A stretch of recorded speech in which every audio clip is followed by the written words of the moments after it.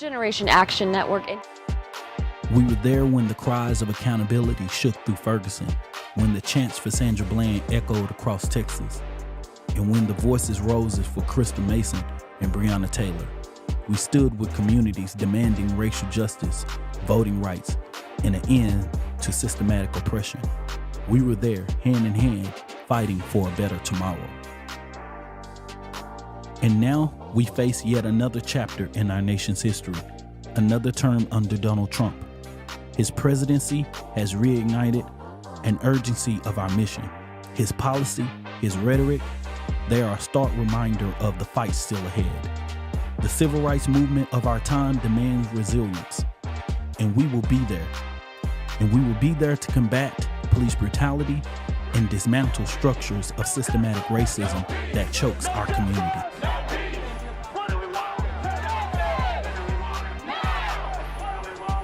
We will be there to demand equity in education, to challenge environmental injustices, to advocate for economic opportunity in every corner of this country. We will fight for the rights of women, for our LGBTQIA siblings, and for all who are told that their voice doesn't matter. We will not rest until every person, no matter their color, gender, or income, has a seat at the table. For 10 years, we have marched, we have shouted, we have stood in the face of oppression. We will not stop. We know that the path forward is not easy. The challenges are great, but so is our resolve.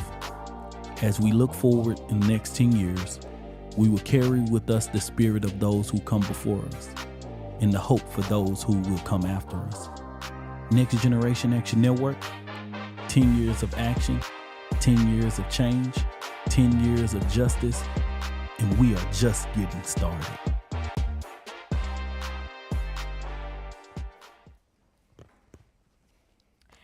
Thank you guys again for joining our live. For those who were here earlier, you might have noticed that we kind of disappeared. There was some technical difficulties on our sound, but we are back. We'll just go ahead and recap the introductions again for those people who are now just joining the live who didn't make it earlier. I'm Elle at the Next Generation Action Network. I'm the head of the media and programming here that we just recently launched to tell stories like Nia's and BLACKLIT.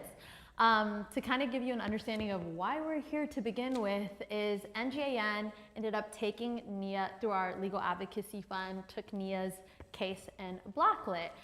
Essentially, BLACKLIT is a bookstore in Farmers Branch, and over the past year, they've been having harassment issues along with other Black-owned businesses in that same retail space. And so once NGAN and Dominique heard about this, we knew that we wanted to support her in any way we can through advocacy. And as some of you may know, NGAN is the largest human advocacy and human rights group in North Texas. So we'll just hop straight into it. Let's do it. We want to start with why you started BLACKLIT, how you started BLACKLIT, for those who don't know. Yeah, so my name is Nia-Tayler Clark. I started, I was an English teacher, and I started BLACKLIT to be a solution. One of my students made a comment, I don't read Miss, I'm Black, and for me, that was a trigger to let me know, like, okay, it's time to do something, and I wanted to do what I could in my power. And so I decided to start a subscription box. And so BLACKLIT, it's called BLACKLIT because it's a reminder that you can be both Black and literate, like Black and whatever you want to be. But we started as a subscription box to highlight Black authors and entrepreneurs, and then we transitioned to a bookstore because we realized that the human interaction is still needed. We want people to be able to see themselves. We realize the barriers in representation, the barriers in access, and then also the conversation that needs to be had that you just can't do through like the box and through the mail sometimes. Nice. I mean, you went into like the transition from the box to the actual store. And I'm actually, just so the people know too, because you actually host events out of there too. And like people host podcasts, you have like Black Men Talk and all those. So kind of talk about how you guys kind of are like a hub, a cultural hub for that community. So people can rent out the space to host their own private events, but we do host several community events, from open mic nights to game nights to our Therapy Thursdays, where we help match the community with therapists in the community. There's Bible studies there, there's story times for kids. Daddy Stroller Club came and read to the kids one day. That was super, super nice. We have organizations like Black Men Build who come and meet there. And we just like to be a resource for our community to just have a safe space. Yes, yes, especially in a suburb like Farmers Branch that is not completely welcoming to the community. I remember even yesterday when we had the community event, which we had a community event, we're gonna recap that.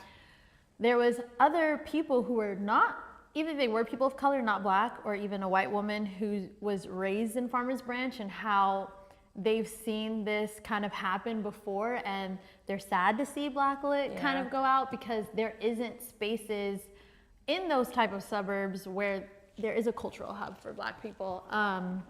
And it was just a reminder that this is not like a BLACKLIT bookstore issue. Like, this is a way bigger issue. Like, it goes back to systemic issues that we are just amplifying. Like, if I had like the, oh, I'm scared, let me run moment. Now it's like the, okay, I'm here, let me fight moment. Let me let people know what's going on. Let me, like, I was able to build a platform on Instagram with sharing books, and I wanted to be able to use that to let people know what's going on. Like, Black businesses aren't leaving and bookstores aren't closing because we don't want to exist.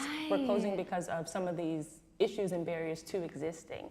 And it's just like, I don't know why people are threatened by people giving out books and being a resource to the community, but we can't just continue to let spaces like this close. Exactly, exactly.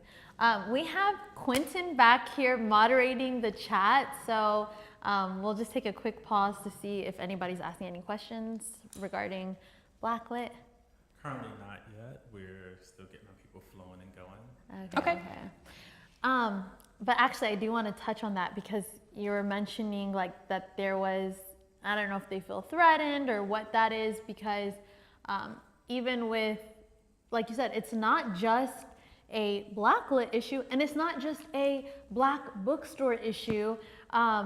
We know largely, and especially with the election and everything that is going on, and them wanting to remove the Department of Education, before that even happened, we see that like certain states, and even here in Texas, them making it an initiative to take Black books and people of color books out of the school system. Yeah.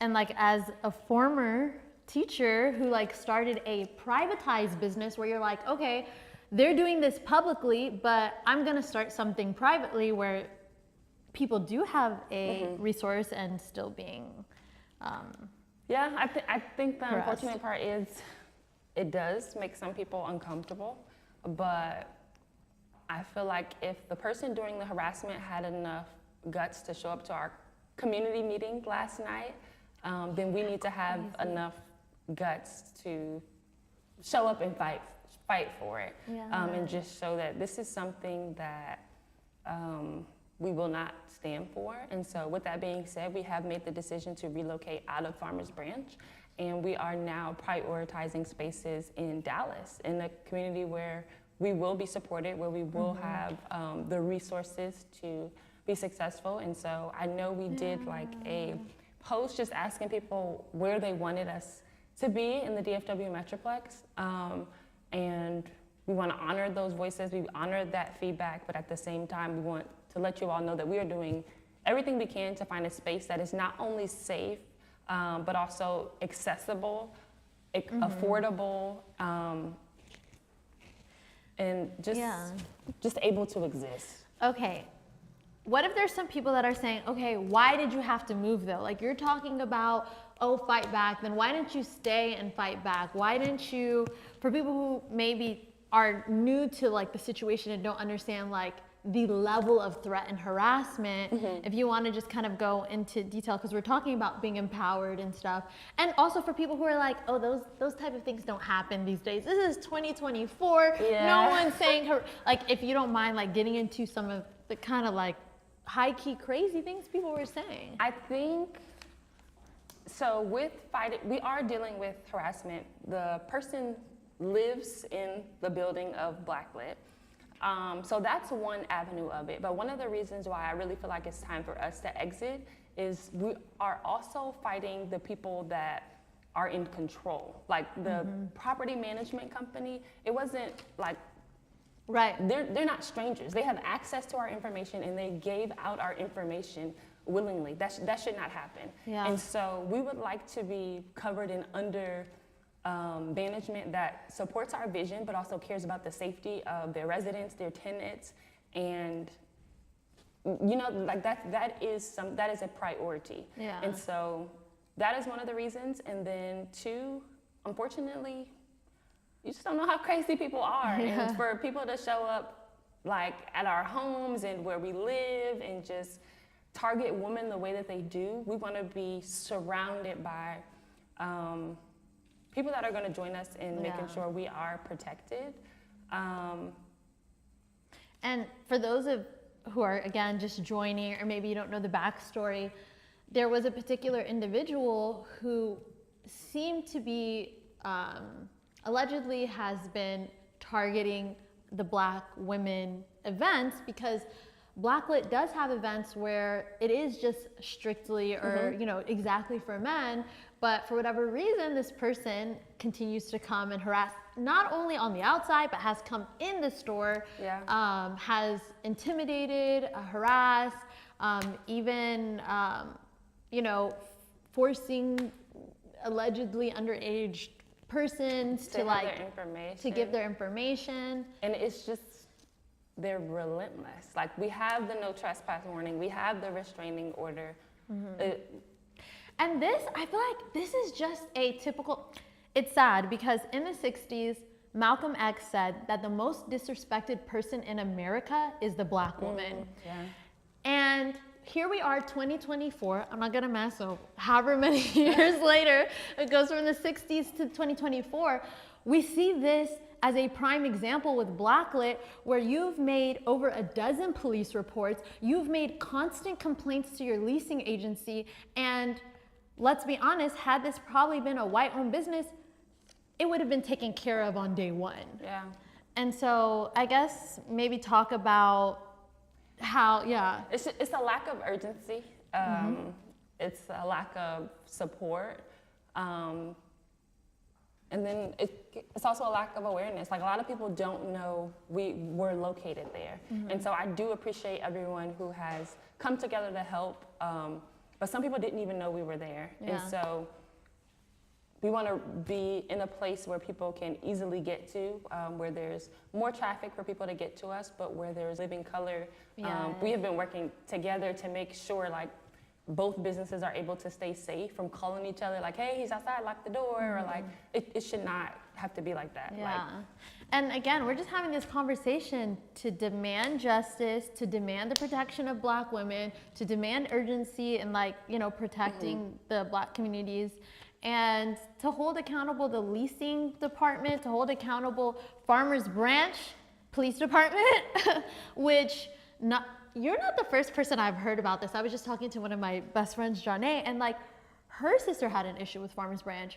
There is another issue with, I have another friend, which I won't even get into that case, but ended up having to take it to court with Farmers Branch. So there is a systemic issue. Even yesterday, we were at the community meeting, multiple people bringing up how Farmers Branch, when it came to illegal immigrants and how they took it up almost up to the Supreme Court, and just this larger issue. And there are allies, which we did see yesterday, but I mean, quite frankly, not enough. Not enough. And even still, I know we touched on the problem, but I don't want to end this without touching on the solutions. Like, last night was amazing. We were able to get a lot of work done. One, in terms of security, I just appreciate just the commitment that the Black men made in the room to even show up and be a presence at the bookstore, and even having them brainstorm and think about ways they can support other businesses, and just making sure, like, hey, nobody's about to be opening or closing the store alone anymore. I just thought it was so beautiful. And then because I feel like a lot of times, I feel like this conversation, when we focus specifically on BLACKLIT, is like a microcosm, but then there's the macrocosm. So it just reminds me of like the microcosm being like seeing this community get together, and the macrocosm being like, you know, what's going on politically, and us feeling like, oh, we're never going to get it from the higher people in our governments, and it's like up to the people to demand what they want and coming together. And like yesterday was just like a beautiful like display of that, especially like when people say black men do not show up. They showed up yesterday. They showed up. We Dominique provided security, so we made sure that we had, you know, security out there who were black men. Even the guys who came up with the solution of like how we're going to solve this security issue within BLACKLIT. Even when we move, there's still going to be, you know, so don't even try it. Even our pop-up locations. Like, yes, we very much intend to open up a new bookstore, and we're actively searching for a new location.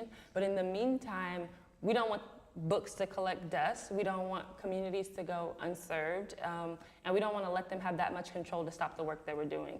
And so just sitting down and being able to plan like the BLACKLIT Christmas pop-up here in the Metroplex, where we can continue to showcase Black-owned businesses, we can continue to provide resources and literacy things for students. And so please keep that on your radar, everybody, because we do, we'll be having the BLACKLIT Christmas pop-up coming